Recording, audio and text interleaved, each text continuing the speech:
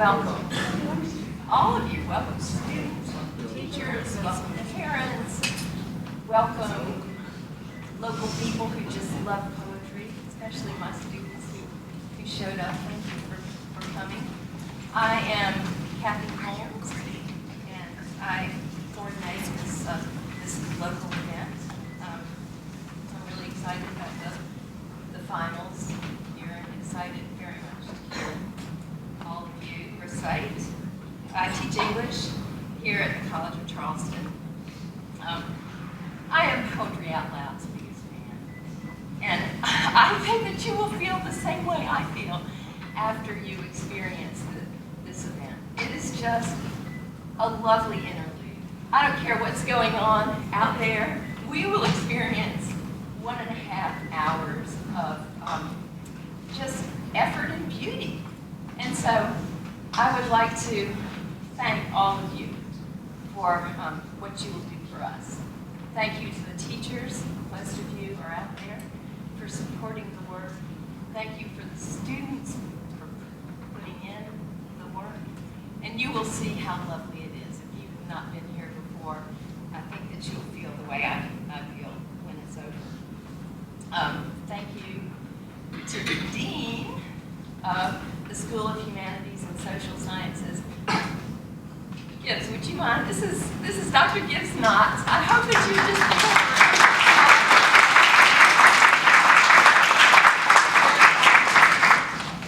Dr. Knott's here today, and very grateful to the School of Humanities and Social Sciences. And I just have to shout out to Katie Monk too. She's not here, but she is with me always when I put on Poetry Out Loud. She is a great help in HSS.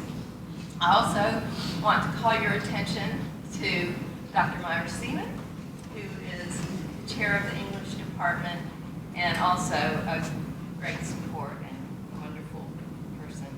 So I invite you all to sit down and just be prepared to fall under the spell of poetry for our time here this afternoon.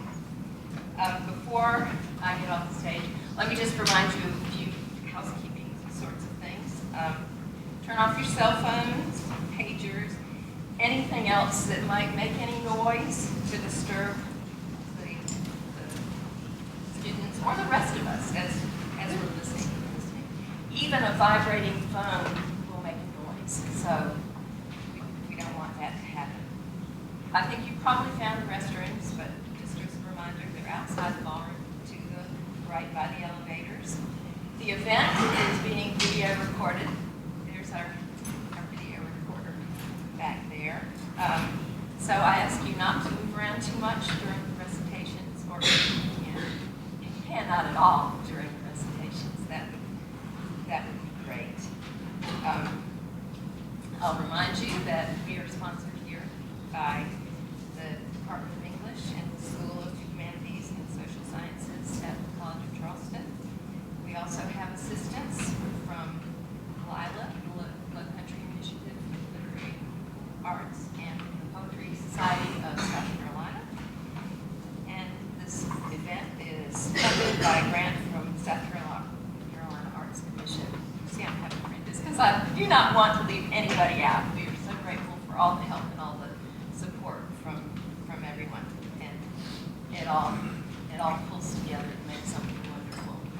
And speaking of something wonderful, I now have something really wonderful to introduce you to. We have Meg Scott Topsis and her daughter Olive. Is Olive coming up on top when I first start from the beginning? Okay. Meg teaches in creative writing, classes of poetry, and she will perform or read one of her poems, and then we have Olive doing an Emily Dickinson poem. I'm going to test the mic out just so y'all see if it works. Okay, great. Thanks for inviting me to do this. You guys are performing well-known and published poems, but in case you get to writing your own poems someday, I'm going to read a poem that I wrote and was recently published in a literary magazine called Fugue. And then my daughter, Olive, is going to come perform a better-known Emily Dickinson poem with me. So this poem is called Stone Bench. And it's basically me just seeing a lot of stone things around town that nobody's ever sitting on, you know, benches around in parks and statues of little dogs and girls and gardens and things like that. So I was driving by and noticing those and wrote the following poem. Stone bench. It's the idea of a bench that matters. As we drive the kids through the morning neighborhood, its darkness a kind of promise, something held from us for our own good. And like the birds we can't see yet, don't listen for anymore, we nurture our distance from St. Francis and his outstretched arm, and from the garden statue of a girl child, her twirling dress stuck in stone.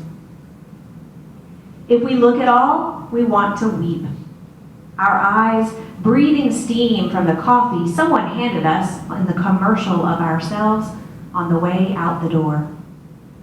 I could sit there forever, I think. I could just be. And the call of it, so seductive that we misunderstand it entirely. Our eyes glassy with new love, our ballet hands articulated toward all the other people we might have been. But there in the luxury of stopping entirely, of sighing, like frost in his snowy woods, as squirrels crawl and birds land, we want also to turn back. We want to see ourselves looking back from inside that car. With its bubbled glass, we want to follow that color marble eye driving into the center of its day. We can almost hear the kid songs from the car, can almost move with the trapped music, gray hand of a girl in a garden and her almost spinning dress.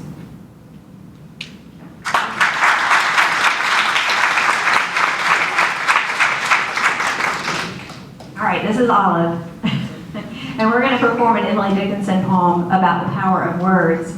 As most of you know, Dickinson didn't title her poems, so the first line is usually the title. We'll try it.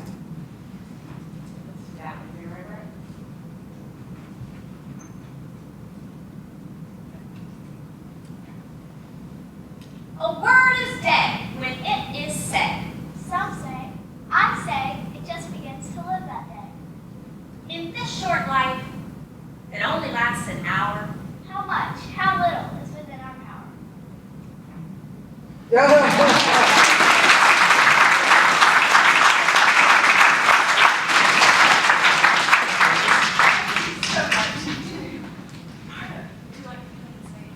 Say something and then you can hand off your line.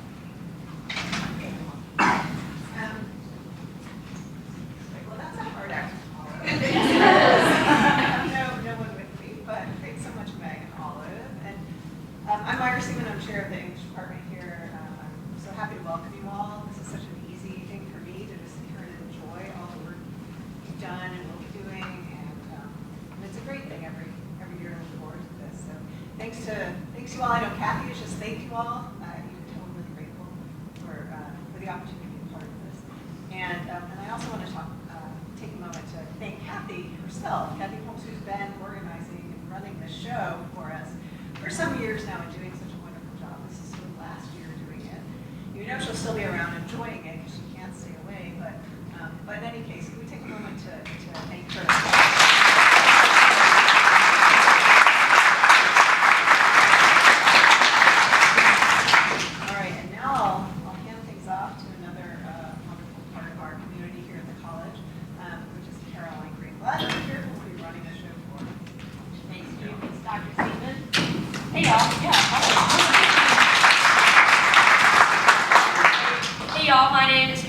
I'm a senior here at the College of Charleston, majoring in English with a concentration in creative writing and minoring in sociology. And this is my third and final year of posting poetry out loud. I say final because I have to graduate in May. So unfortunately, I'm not sure where I'll be, but I don't know. We'll see. Maybe I'll come back next year just for fun.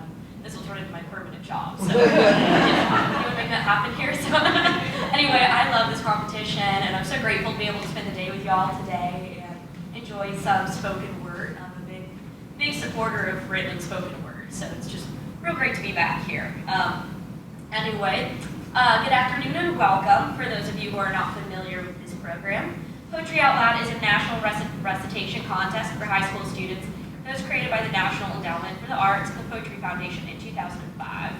Poetry Out Loud came to South Carolina in 2006 when the South Carolina Arts Commission piloted the program in the Capital Region.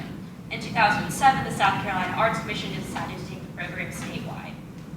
Poetry Out Loud builds on the popularity of performance and slam poetry and helps students master public speaking skills, build self-confidence, and learn about their literary heritage. This is true. I did this in high school. I never got this far, so those are already one-upping me, so great job on that. In today's competition, we will select 3 South Carolina Region 2 finalists to compete in South Carolina in March. The winner of that state competition will receive $200 and an all-expense-paid trip to Washington, D.C. to compete in the national finals in April. And the state's winner's school will receive a $500 stipend for the purchase of poetry books. The state runner-up will receive $100 and a $200 stipend for his or her school for the purchase of poetry books. We have 10 students here today from Region 2. Each student is representing their school and after winning a school competition in December. Each student has memorized great works of poetry while keeping up with their other school works and activities. We are honored to have them here to recite for us today. Now I'm going to introduce our judges for this event. Our judges are Melinda McCullough and Stephanie Hunt. Professor McCullough's my professor, so that's pretty cool.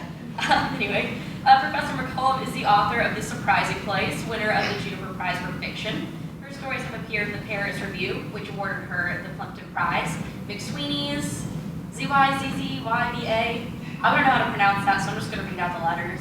Epoch and elsewhere. Her stories have also been anthologized in the Paris Review book of People with Problems and the Worst Years of Your Life. Melinda has been a recipient of the Pushcart Prize and a Stegner Fellowship at Stanford University. She graduated from Stanford University, then earned an MFA in the writing seminars at Johns Hopkins University, and an MFA from the Writers' Workshop at the University of Iowa. At the College of Charleston, she teaches fiction writing and academic writing. Our second judge is Stephanie Hunt. She loves words, stories, and poems with a soft spot for semicolons and the M-dash, and puts her wide-ranging curiosity to work as a freelance writer and editor. She's editor-at-large for Charleston Magazine and continues to numerous national and regional publications, including the Washington Post, Miranda, Coastal Living, and Communication Arts, among others. She dabbles in fiction with work featured in the Piccolo Spoleto fiction series and the Charleston City Paper literary issue. A graduate of Duke University and Vanderbilt Divinity School, Stephanie serves on the board of Charleston Moves and the EPU Foundation, as well as the SC Media Reform, which broadcasts Own Radio, where she hosts a bi-weekly radio show focused on culture and the arts. Our accuracy judge is my good friend Celeste Almonte, hey Celeste, who is a junior in the Honors College majoring in English and minoring in French. Our prompter is CFC English and Psychology major Logan Hyatt. And our scorekeepers are Francis Pierce and Alan Holmes. All right, y'all ready to begin round 1? Let's go. Leading us into round 1 is Jackson Penn from the Academy for the Arts, Sciences, and Technology. Jackson is a freshman at the Academy for Arts, Sciences, and Technology in Myrtle Beach. As a natural performer and the son of the owners of the Professional Theater Atlantic Stage, he's especially proud that he was selected as the winner of the School of Poetry Out Loud competition. He serves as a freshman representative on a student council and works hard to improve the school every day. Jackson enjoys tinkering with machines and can often be found taking apart any household appliance he can get his hands on. He also has a deeply rooted love for anything and everything science fiction. Jackson will recite Lazy by David Yezzi.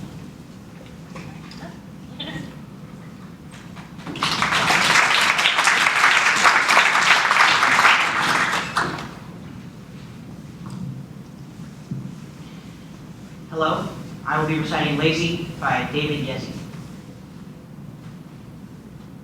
I don't say things I don't want to say, or chew the fat with fat cats just because. With favor givers who want favors back, I tend to pass on going for the ask. I send instead a series of regrets, slip the winding snares that people lay, the unruffledness I feel as a result, the lank repose, the psychic field of rye swayed and weighed the air, is my respite among the shivery of clanging egos on the packed commuter train again tonight. Sapping and demeaning. It takes a lot to get from bed to work and back to bed. I barely go an hour before I'm caught wincing at the way that woman laughs, or he keeps clucking at his magazine. And my annoyance fills me with annoyance. It's laziness that lets them seem unreal. A radio with in and out reception blaring like hell when it finally hits a station. The song that's on is not the one I'd hoped for, so I wait distractedly for what comes next. Thank you.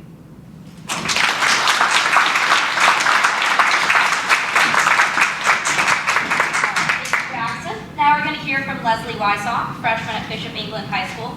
She plays lacrosse and field hockey and participates in Math Club, Model UN, and Ping Pong Club. Her favorite subjects are English, math, and biology. She loves spending time with her dogs, Boo and Ellie. Overall, she's an honor student who has a big dream and aspires to do great things. Leslie will recite The Affliction of Richard by Robert Bridges.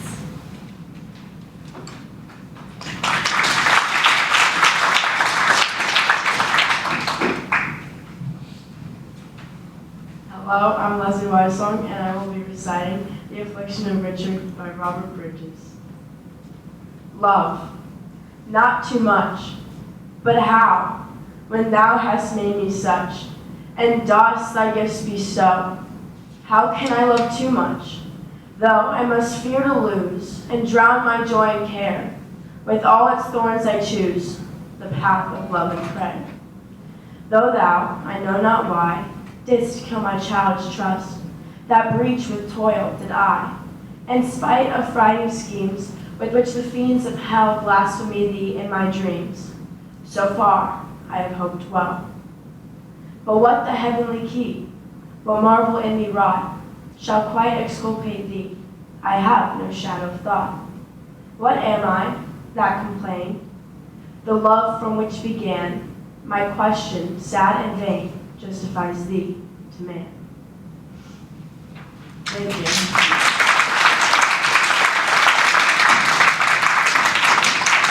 Thanks, Leslie.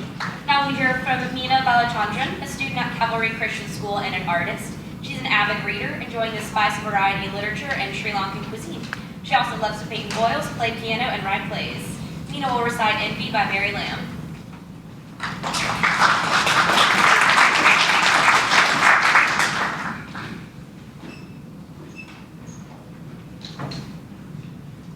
Hello, I'm Mina Balachandran, and I will be reciting Envy by Mary Lamb.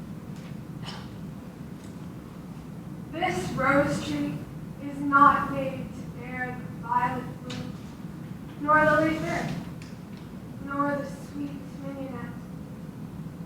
And if this tree were discontent, or wished to change its natural bent, it all in vain would fret. And should it fret, you would suppose, it ne'er had seen its own red rose, nor after gentle shower ever smelt its roses scent. For it could ne'er be discontent with its own pretty flower. Like such a blind and senseless tree, as I've imagined it, all envious persons are. With care and culture, all may find some pretty flower in their own mind, some talent that is rare.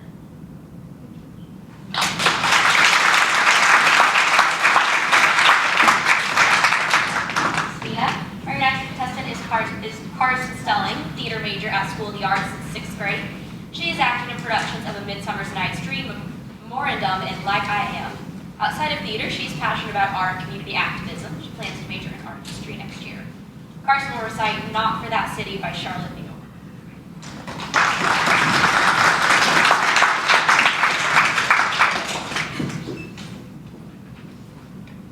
Not for That City by Charlotte Neal.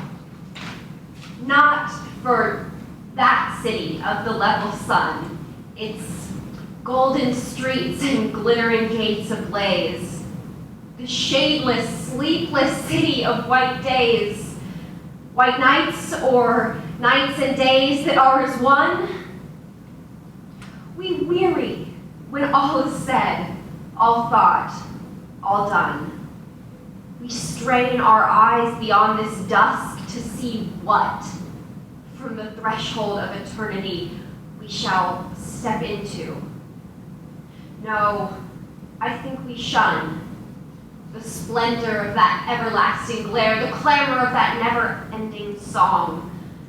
And if, for anything, we greatly long, it is for some remote and quiet stair, which winds to silence and a space for sleep, two sounds for waking, and for dreams too deep.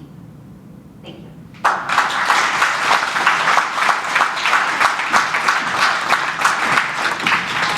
Thank you, Carson. Our next contestant is Destiny Hadrick from James Island Charter High School. Destiny is a twin sister, two younger brothers, and another sister. Her favorite color is blue, and her favorite animal is a dog. She likes poetry because of the way it sounds like it's from a dream. Destiny will recite the arrow in the song by Henry Wadsworth Longfellow.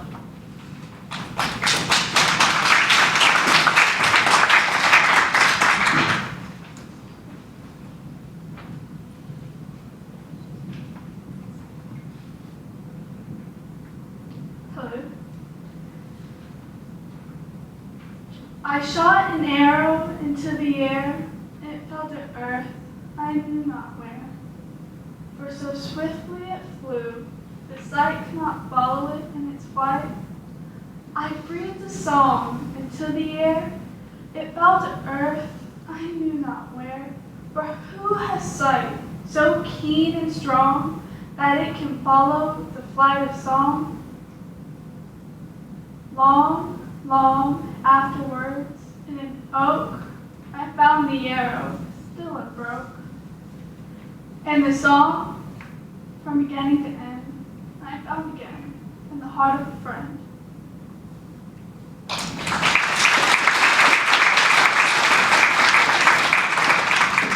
Thanks, Destiny. Our next contestant is Nora Curley.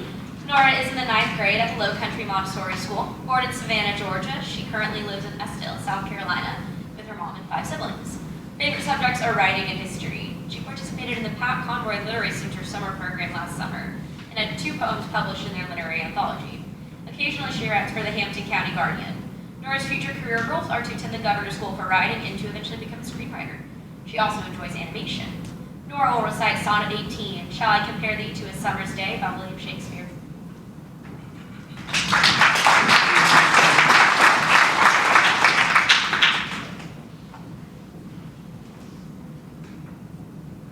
Hi, my name is Nora Curley, and I will be reciting Sonnet 18, Shall I Compare Thee to a Summer's Day by William Shakespeare.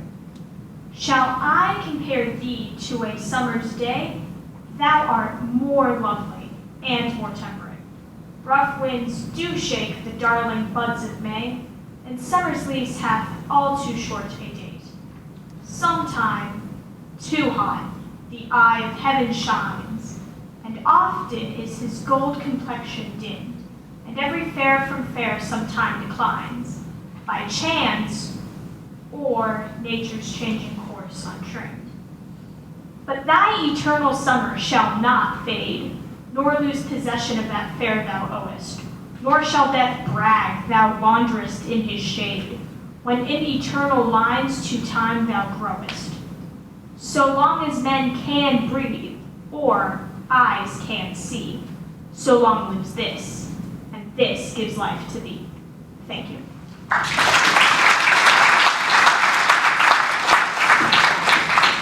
Thanks, Nora. Next up, we'll hear from Annika Claudel, a 16-year-old attending Scholars Academy in Conway. Along with reading poems occasionally, she plays 4 instruments. Her primary instrument is piano, which she has played for 6 years. She enjoys calculus and chemistry. In the future, she wants to become a scientist and release an alternative music album, but maybe not at the same time. Annika will recite Sonnet 29, When in Disgrace with Fortune in Men's Eyes by William Shakespeare.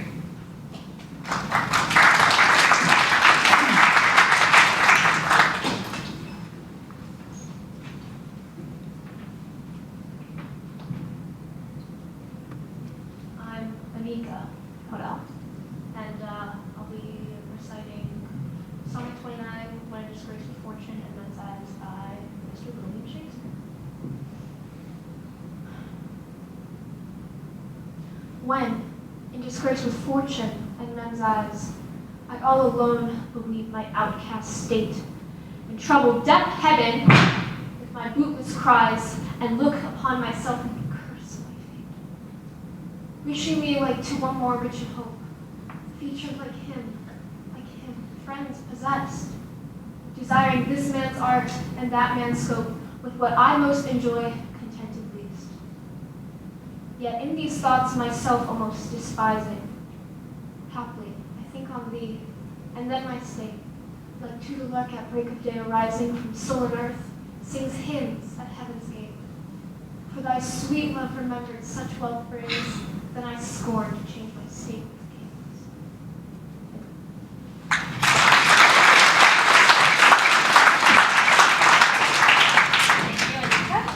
All right, next up we have Emma Rose Radcliffe, who comes to us from Waccamaw High School. Emma is an honor student who actively participates in choir, National Honor Society, and numerous school sports. She enjoys travels and hopes to pursue a career in foreign policy. Emma will recite Tonight I Can Almost Hear the Singing by Sylvia Carvillo.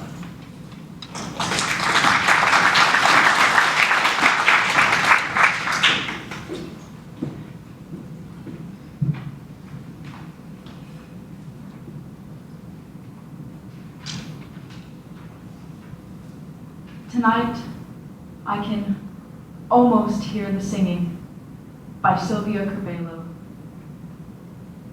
There is a music to the sadness. In a room somewhere, two people dance. I do not mean to say desire is everything. A cup half empty is simply half a cup. How many times have we been there and not there? I have seen waitresses slip a night's worth of tips in the jukebox, their eyes saying yes to nothing in particular. Desire is not the point. Tonight, your name is a small thing falling through sadness. We wake alone in houses of sticks, of straw, of wind. How long have we stood at the end of the pier watching that water going? In the distance, the lights curve along Tampa Bay, a wishbone ready to snap. In the night, riding on that half promise, a half moon to light the whole damn sky. This is the way things are with us. Sometimes we love almost enough. We say, I can do this, I can do more than this. And faith feeds on its own version of the facts. In the end, the heart turns on itself like hunger to a spoon. We make a wish in a vanishing landscape. Sadness is one more reference point. Like music in the distance.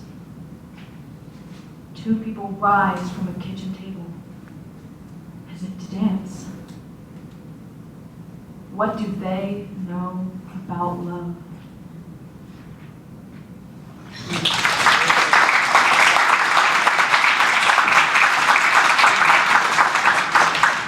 Thank you, Emma Rose. Next we'll hear from Roland Marshall, a junior at Wando High School. Roland is a proud member of the theater and a lover of poetry. He is eager to learn the differences and similarities between poetry and theater. He loves to learn about the meanings of poetry and the stories of poets. Roland will recite Invictus by William Ernest Hensley.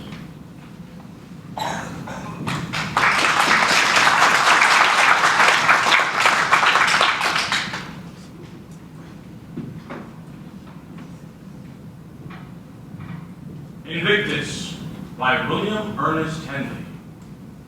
Out of the night that covers me, black as the pit from pole to pole, I thank whatever gods may be for my unconquerable soul.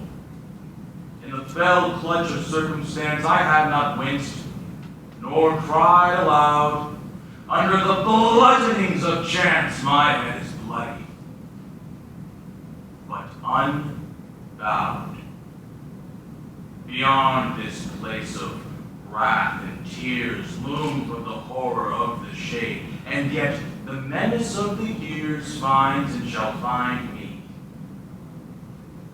Unafraid, It matters not how straight the gate, how charged with punishments the scroll. I am the master of my fate. I am the captain of my soul. Thank you.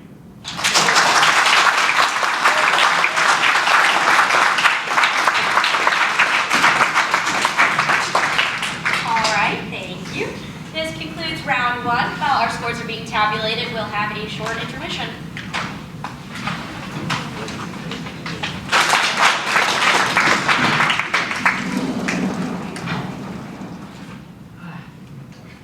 Hello, I'm Jackson Penn, and I'll be reciting Experience by Edith Wharton. 1. Like Crusoe with the bootless gold, we stand upon the desert verge of death and say, what shall avail the woes of yesterday to buy tomorrow's wisdom in the land whose currency is strange unto our hand? In life's small market, they had served to pay some late-found rapture. Could we but delay till time hath matched our means to our demand? But otherwise fate wills it. For behold, our gathered strength of individual pain, when time's long alchemy hath made it gold, dies with us, hoarded all these years in vain, since those that might be heir to it, the mold renew, and coin themselves new griefs again. 2. O death, we come full-handed to thy gate, rich with strange burden of the mingled years, gains and renunciations, mirth and tears, and love's oblivion, and remembering hate. Nor know we what compulsion laid such freight upon our souls. And shall our hopes and fears buy nothing of thee, death? Behold our wares, and sell us the one joy for which we wait. Had we lived longer, like had such for sale with the last coin of sorrow purchased cheap? But now we stand before thy shadowy pale, and all our longings lie within thy keep. Death, can it be the years shall not avail? Not so, Death answered. They shall purchase sleep. Thank you.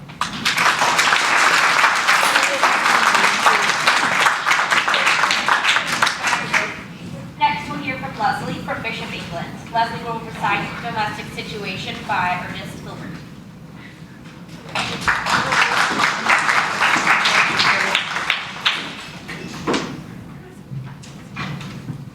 A Domestic Situation by Ernest Hilbert. Maybe you've heard of this, maybe not. A man came home and chucked his girlfriend's cat in the wood chipper. This really happened. A lot of other little things went wrong. He spat on her father, who came out when he learned about it. He also broke her pinky, stole her checks, and got her sister pregnant. But she stood by him, stood strong, through it all, because she loved him. She loved him, you see. She actually said that. And then she went and married him. She felt some unique call. Don't try to understand what another person means by love. Don't even bother. Thank you.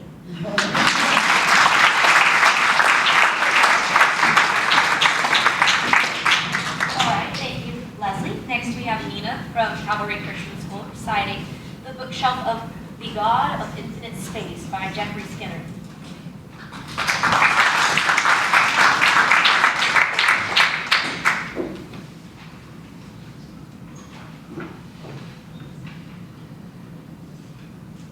The Bookshelf of the God of Infinite Space by Jeffrey Skinner. You would expect an uncountable number. Acres and acres of books in rows like wheat, or gold bullion, or that the words just appear in the mind like banner headlines.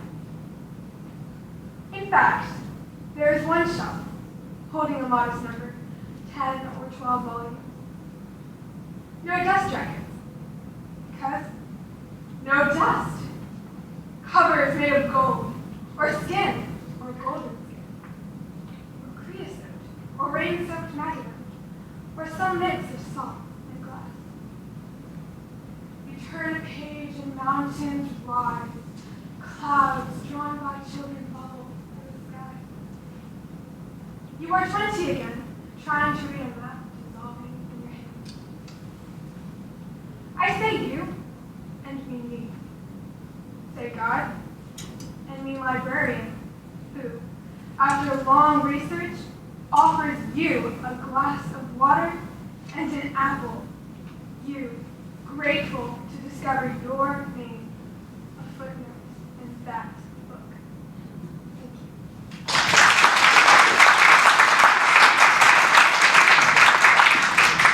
All right, thank you, Mina. Now Carson from Charleston County School of the Arts will recite Eve Revisited by Allison Hawthorne.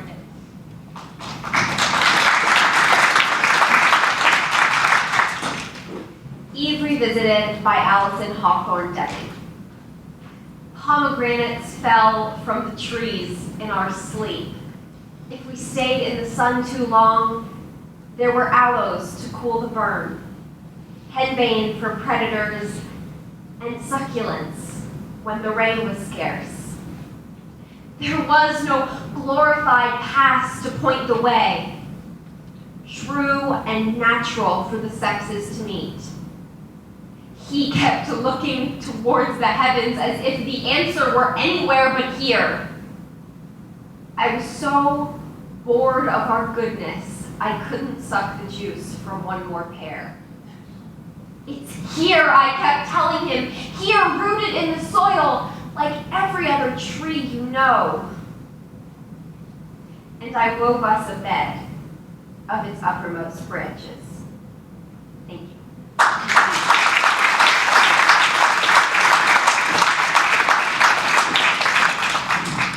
Carson. Next, we'll hear from Destiny from James Island Charter High School reciting All Hallows Eve by Dorothea Canning.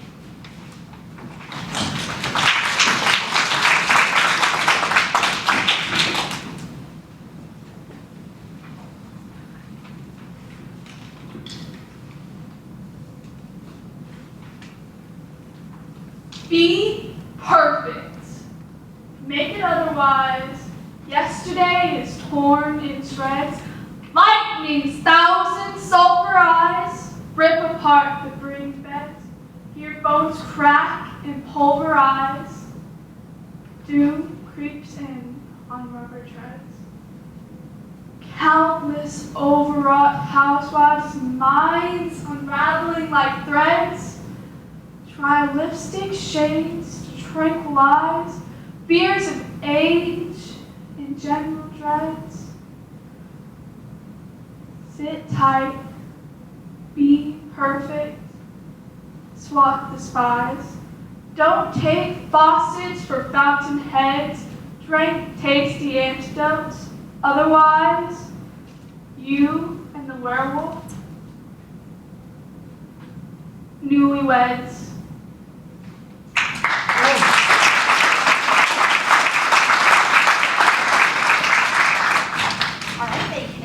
Our next contestant is Nora from Low Country Montessori School, reading Acquainted with the Night by Robert Frost.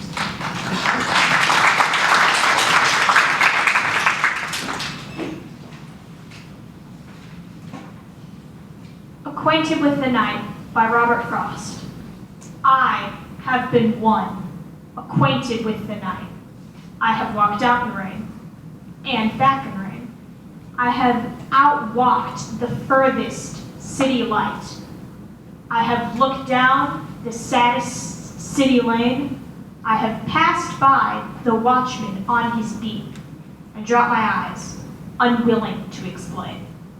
I have stood still and stopped the sound of feet, when far away an interrupted cry came over houses from another street, but not to call me back or say goodbye.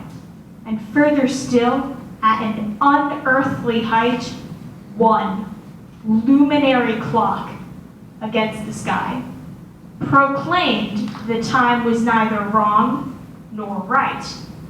I have been one, acquainted with the night. Thank you.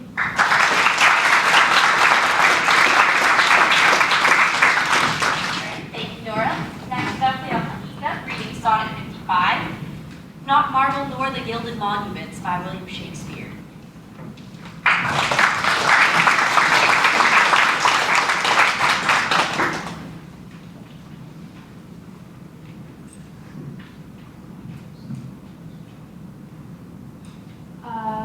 This is William Shakespeare's Sonnet 55, Not Marble Nor the Gilded Monuments.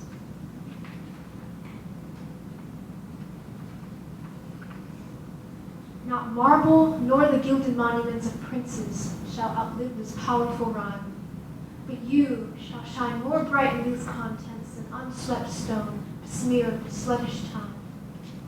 When wasteful war shall statues overturn and broiled root out the work of masonry, nor Mars his sword nor war's quick fire shall burn the living record of your memory. Against death and all oblivious enmity shall you pace forth. Your praise shall still find room, even in the eyes of all posterity that wear its soul down to the ending doom. So, till the judgments that yourself arise, you live in this, and dwell in lovers' eyes.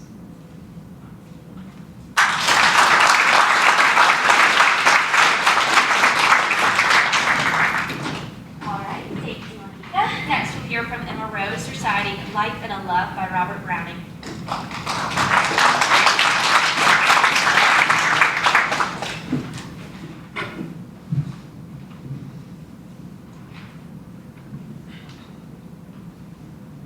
Life and a Love by Robert Browning. Escape me? Never, beloved. While I am I and you are you, so long as the world contains us both. Me, the loving, and you, the loath. While the one eludes, must the other pursue. My life is a fault at last, I fear. It seems too much like a fate indeed. Though I do my best, I shall scarce succeed. But what if I fail of my purpose here? It is but to keep the nerves at strain, to dry one's eyes and laugh or fall, and baffled, get up and begin again. So the chase takes up one's life, that's all. While, look, but once from your farthest bound at me, so deep in the dust and dark. No sooner the old hope goes to ground, then a new one, straight to the self-same mark. I shape me, ever removed.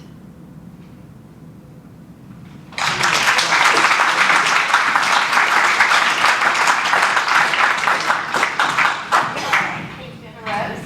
We'll close out with Roland reciting The Windover by Gerald Manley Hopkins.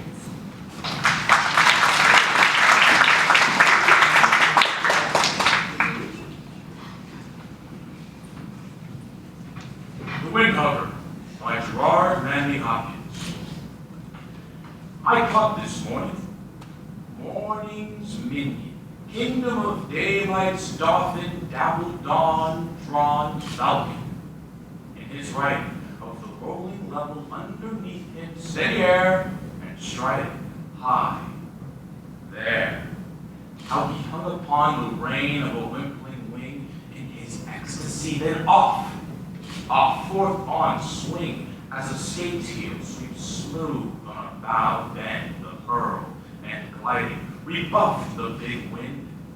My heart, in height, stirred for a bird, the achieve of, the mastery of the thing, brute beauty and valor and act, oh, air, pride, plume, here, buckle, and fire that breaks from thee, then a billion times told lovelier, more dangerous, O my chevalier. No wonder of it. Sheer plod makes plough down Sicilian shine, and blue bleak embers on thy gear, while gall themselves and gash gold, vermilion. Thank you.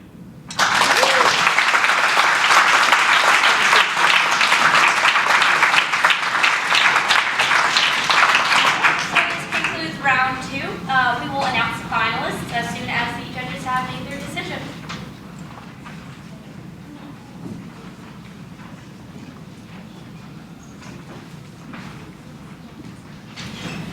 It'll be soon, we'll know. But in the meantime, we have presents for you. So who will distribute those? We got to arrange this. Maybe Olive. Olive, would you like to help give out the goodies? We have Celeste, your accuracy judge, is also helping. There. Those are beautiful bags. When they get close, you will see that they have the rainbow and the Department of English on them. They're very sturdy, and you will love to have them. Inside, you will. I'm carrying one today. I love it. You will find inside all kinds of stuff. What's really important to me is that there's information from the Department of Missions. And they would love to have you here. So please pay attention to that and enjoy the rest of it. You have pool, you have water bottles and sunglasses and whatnot. There's more. There are certificates for you too. You want to do that? Yes, if you don't mind.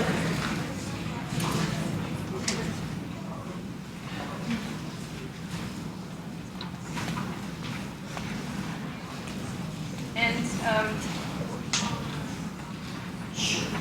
I would like, as Celeste is, let's see if you got it. I think it's, turn it over and see. Jackson can show you the first one. Yeah, got it. Okay. Each of you has a teacher, so as Jackson Penn is getting his certificate, I would like to acknowledge Terry.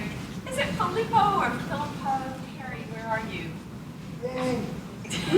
There he is. Good. Chong is next. Her teacher, Nicole DeLuca, Nikki DeLuca, couldn't make it today. Meenakshi is here with her teacher, Jennifer Cormack. Please stand up, Jennifer.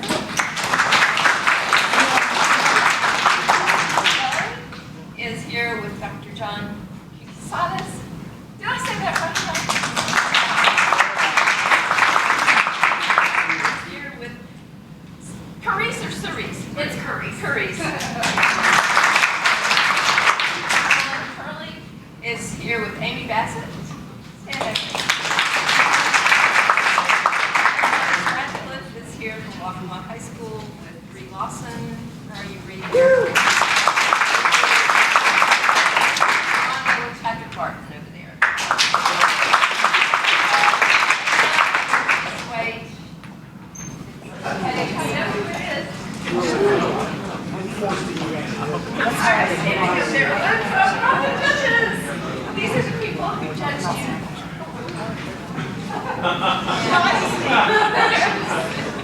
Here we have Stephanie, our mighty judges.